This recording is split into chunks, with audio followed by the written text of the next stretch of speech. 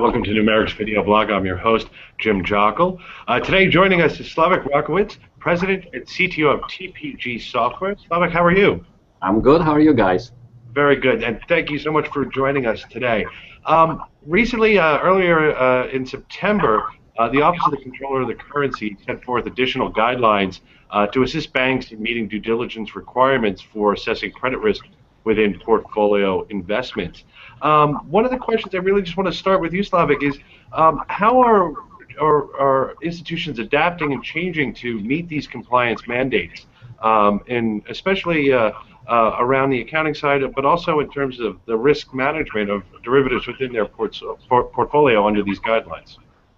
It seems like part of it is documenting. It's all evolves around pre-purchase analysis and there's a move away from relying on rating agencies, but relying more on a bank's own expertise and going through the checklist that's provided by OCC. And it started with the larger institutions, but I think as a timeline goes, it goes down to 10 billion in assets and below now.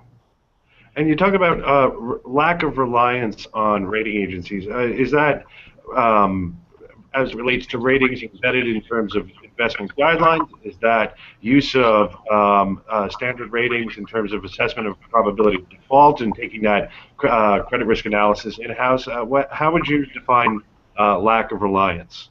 Part of what OCC put together in their checklist is that they are specific steps that are tied to particular asset classes.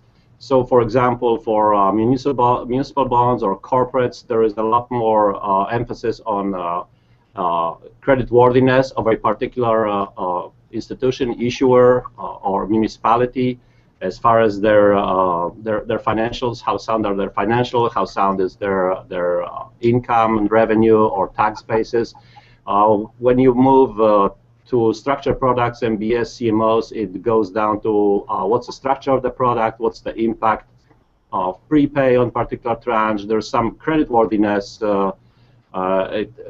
emphasis, but it's much less since big portion of those are agency bonds. So there is not as much issue with that. And with this type of analysis, or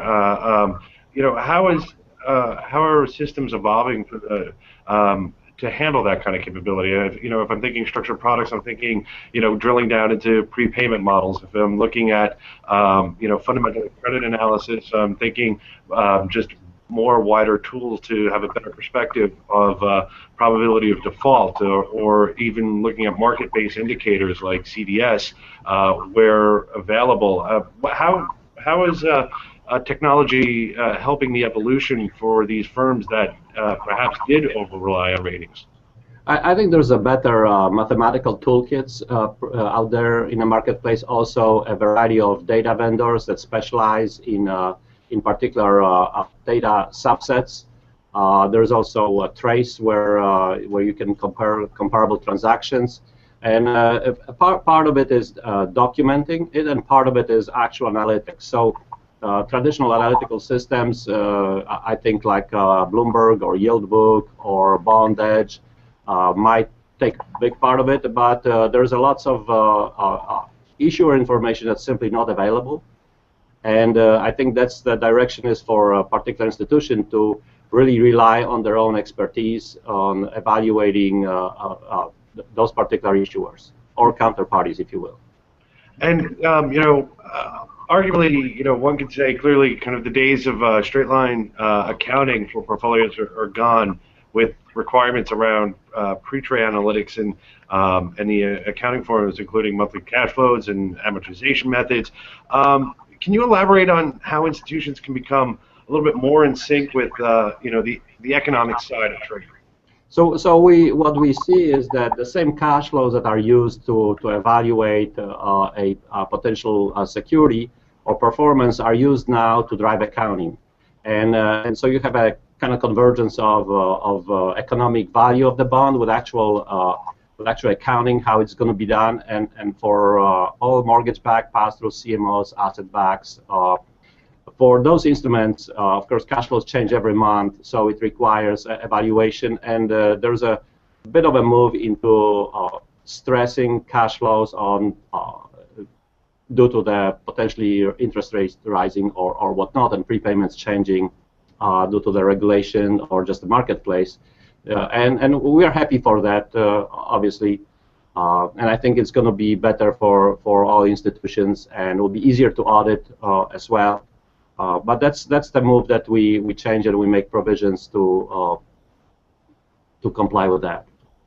Well, hopefully now that with some of the government issues behind us, or at least pushed back to February of 2014, we can see the reemergence of the bull market on the equity side of the house, and fixed income will continue a little bit of a rally now that we have eases in quantitative easing, and the markets will stay robust, and earnings will continue to look very good. Slavik, I want to thank you so much for your insights today, and to learn more about TPG software, please feel free to visit their website, as well as you can connect with Slavik and myself on LinkedIn. And please feel free to stay in touch with all elements of Numerix on Numerix LinkedIn site, as well as on Twitter at NX Analytics. And of course, we want to hear what the topics that you want us to cover. Slavik, thank you so much for joining us today, and I hope you'll join us again soon. Thank you, Jim. Thank you. Bye.